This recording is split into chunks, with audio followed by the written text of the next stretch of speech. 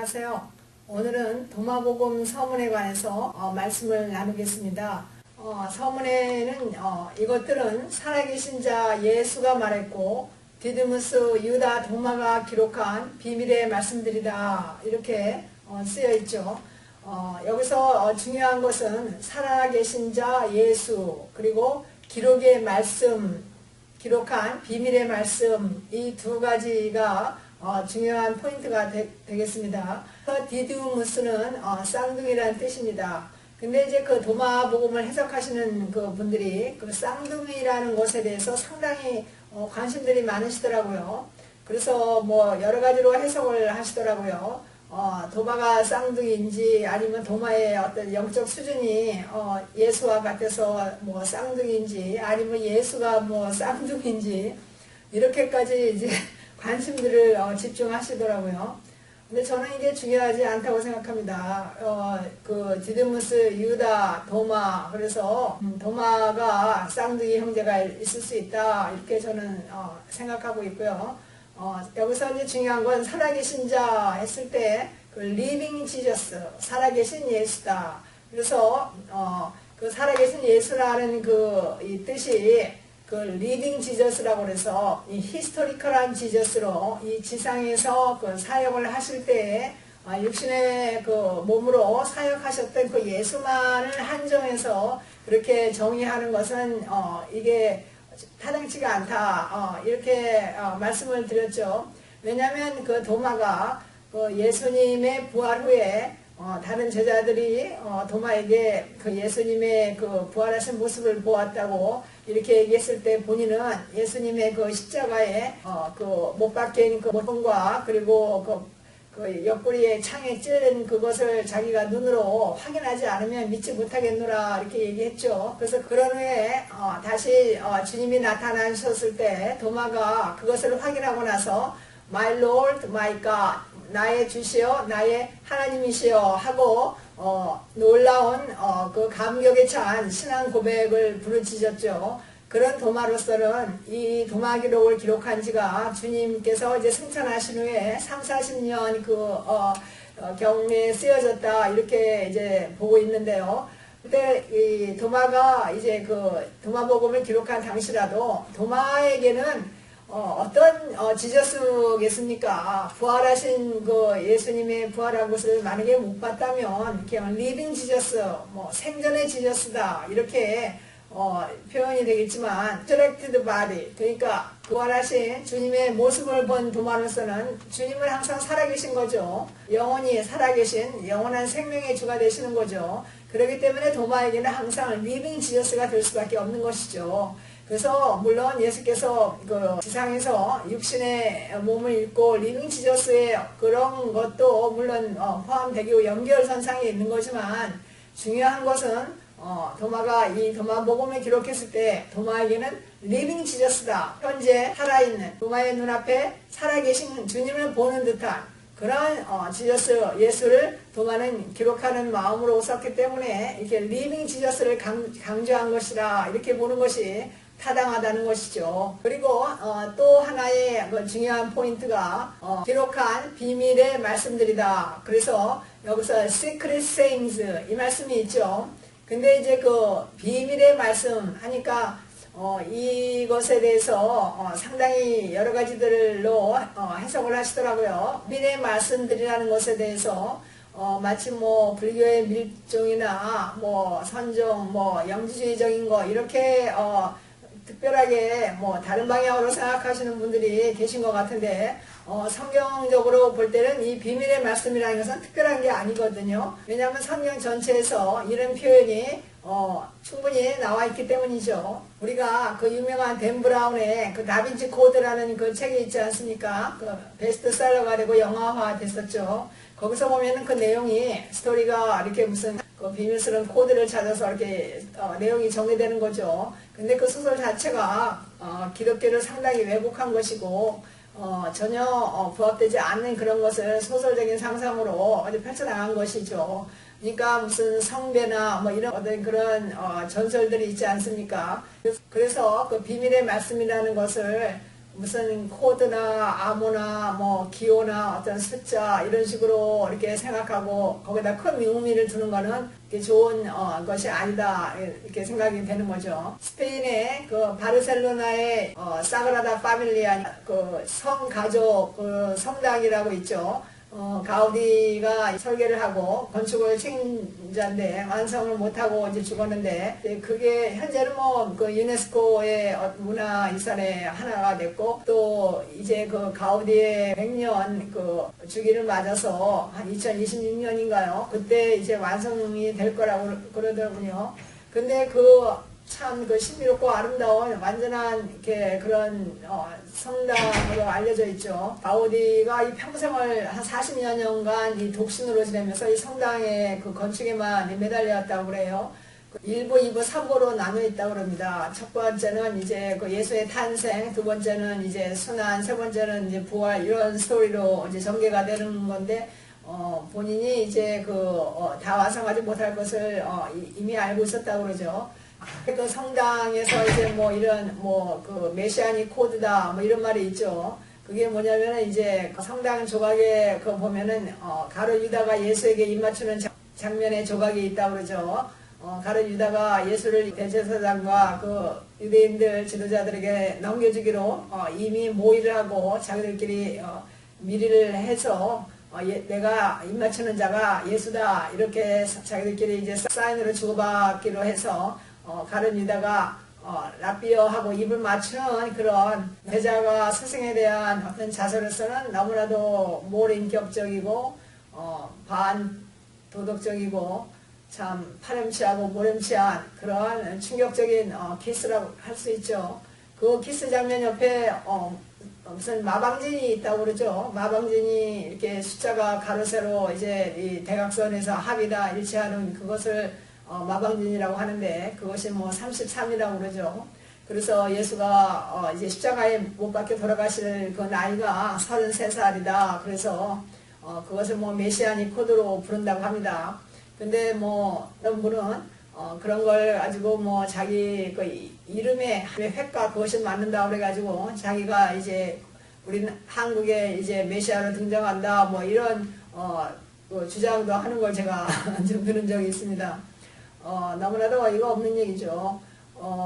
우리가 그러니까 그 한국경이나 이런 것도 이제 숫자로 이제 많이 돼 있죠. 뭐 석삼구, 일신무실, 석삼구 이런 식으로. 그러니까 이 숫자라는 것은 어떤 그 상징성이 있는 겁니다. 그게 어떤 그 문자, 그 내용을 다 함축하고 있다든가, 하나 뭐 문자나 할 거 없이 어떤 코드로 표현되는 것은 어떤 상징성으로 우리가 이해를 해야 그것이 무난한 거죠. 거기다가 어떤 각별한 의미를 두고 그것에서 어떤 진리를 찾아내는 것처럼, 그것이 진리를 가지고 있는 것처럼, 그렇게 너무 그것에 함몰하다 보면은 어떤 밸런스를 잃어버리기가 쉬운 거죠. 그래서 뭐 천부경에도 뭐 석삼구 그래서 3이라는 걸 굉장히 중요시 하더군요.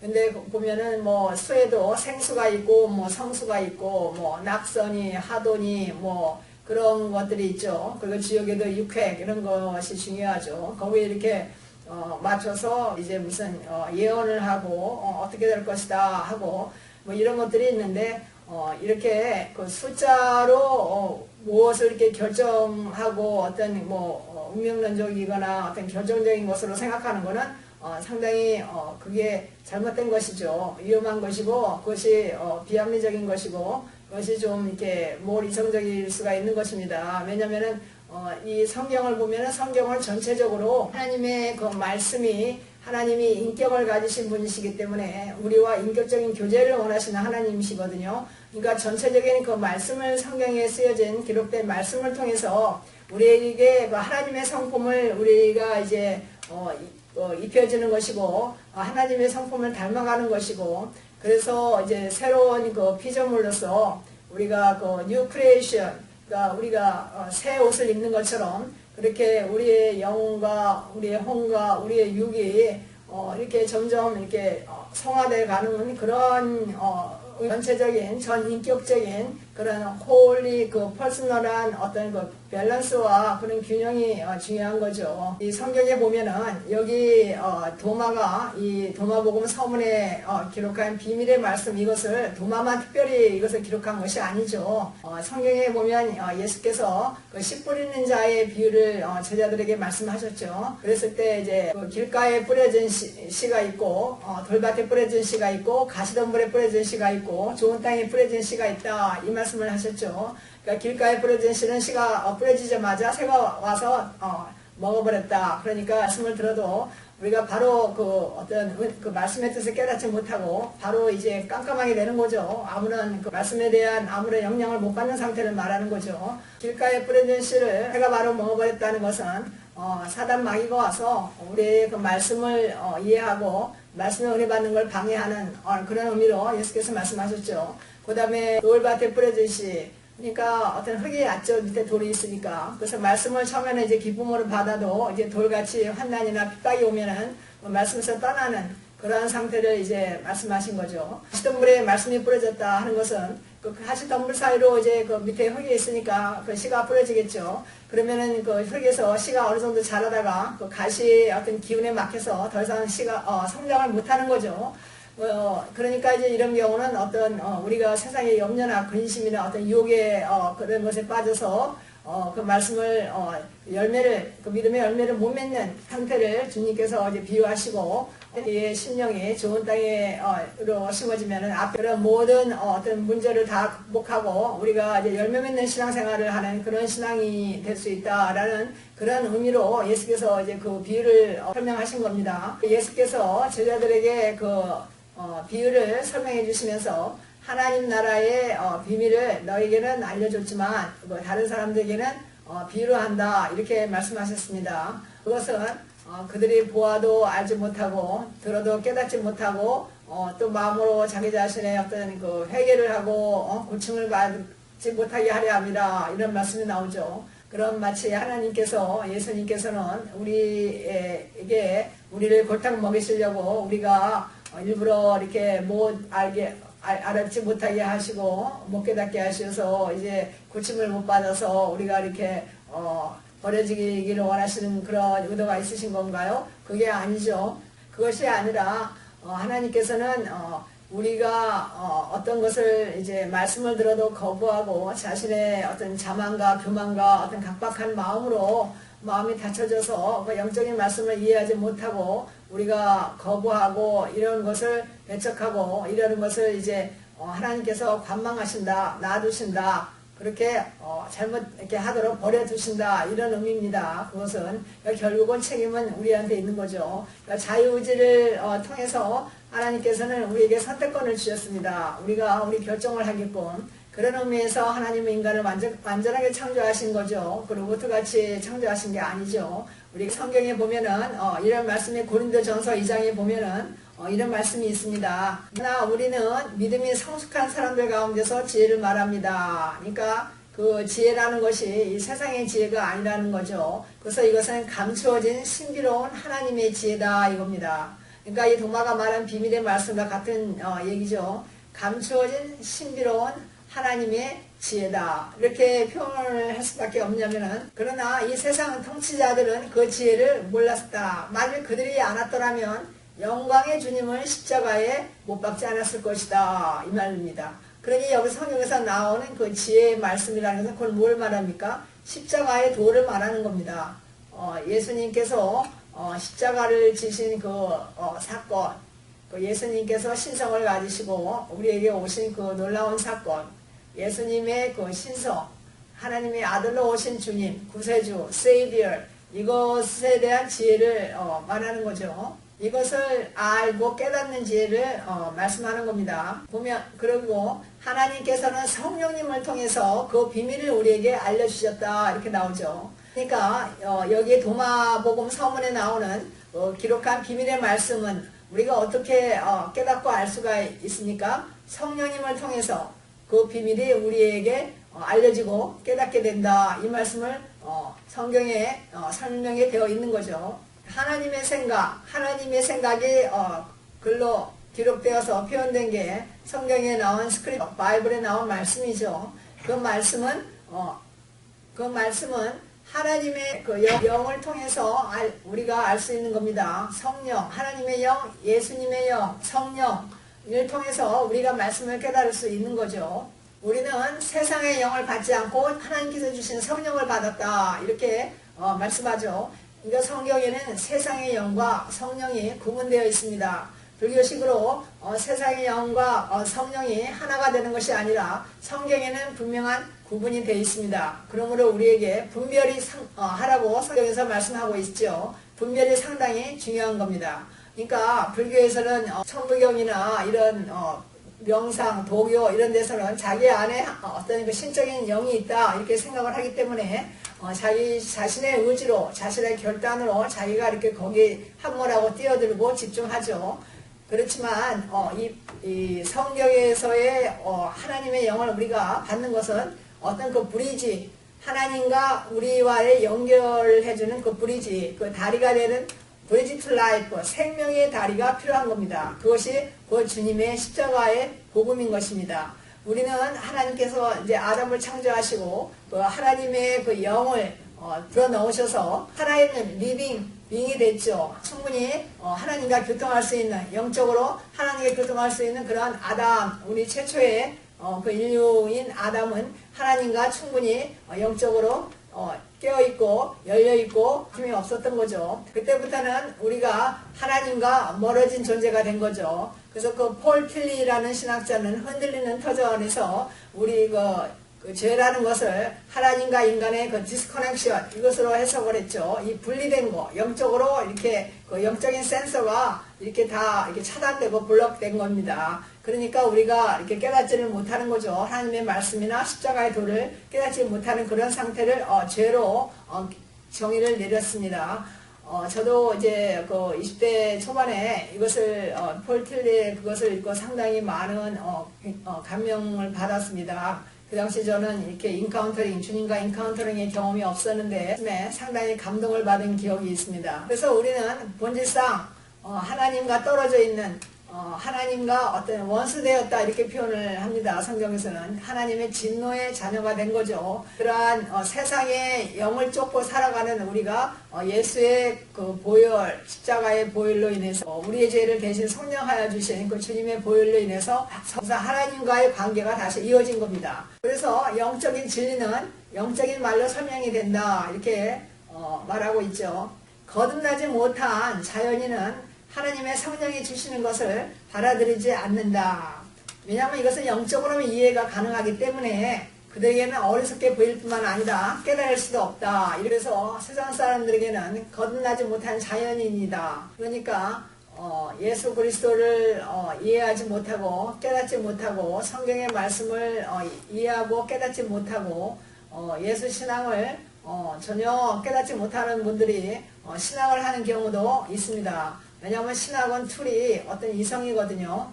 하지만은 성령, 믿음이라는 것은 신앙은 신학과는 분명히 다른 거죠. 신앙은 성령의 도움이 있어야 우리가 예수를 구세주로 받아들이는 것이기 때문이죠. 그래서 자연인들에게는 그런 십자가의 도가, 십자가의 그 주님의 진리의 도가 그거 미련하게 보이고 어리석게 보이는 거죠. 우습게 보이는 겁니다. 그래서 조롱하기도 하고 비웃기도 하고 또 이렇게 마음대로 평화하기도 하고 이런 경우가 많이 있죠. 그러니까 이런 분들은 자신의 어떤 세상 사람들이 알아준다, 이런 그런 학력이나 이런 그런 것을 믿고 그렇게 또 자신의 이성, 내가 제일 잘 안다, 내가 이만하면 내가 이렇게 이런 소리를 해도 무방하다, 이렇게 생각을 해서 그렇게 이제 주님을 어떻게 보면 짓고 까부르고 함부로 말하고 또 이렇게 하는 것을 제가 듣고 보고 놀라움을 금치 못한 경우가 있었습니다.